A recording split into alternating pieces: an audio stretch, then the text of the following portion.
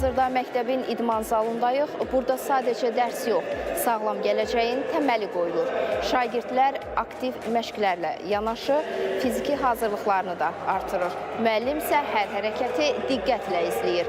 Enerji, dinamika ilə keçirilən bu dərs uşaqlarda həm sağlamlıq, həm də komanda ruhu aşılayır.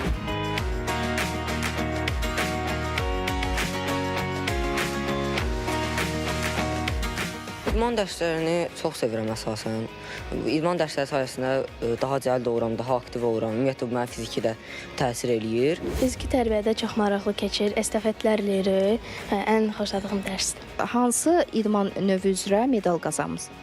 Gimnastika, batut növlər. 14 yaşımdan gedirəm. Mənim arzum Olimpiya çempionu olum. İdmana həvəsin var? Bəli, daha çox futbola həvəsim var.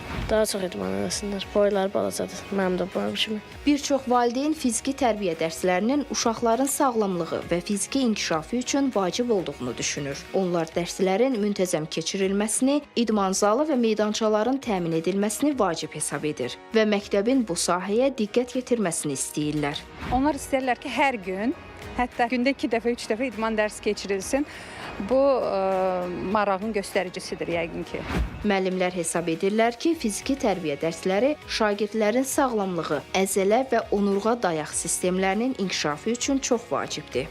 Dərslər həftədə bütün siniflər üzrə 2 dəfə keçirilir. Bütün uşaqlar çox maraqla, çox həvəslə idmanda iştirak edir. Məsəl göstərmək üçün olar ki, baxın görün nə qədər bizim medallarımız var. Bunların məsəl üçün içlərində Azərbaycan çempionlarımız var, digər ölkələrdə çıxış eləyən şagirdlərimiz var. Bu böyük bir nailiyyətdir məktəblər üçün.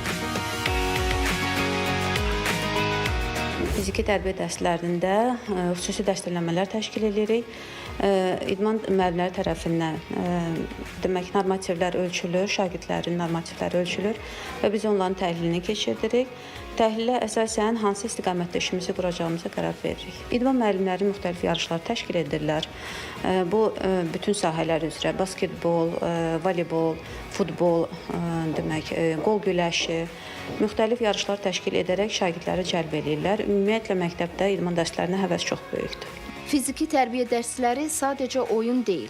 Bu uşaqların sağlamlığı, enerjisi və gələcəyidir. Hər məktəb, hər şagird bu hüquqa sahib olmalıdır. Jalə Qəhrəman qızı, Ayxan Şükürov, Ağabala Məmmədzadə.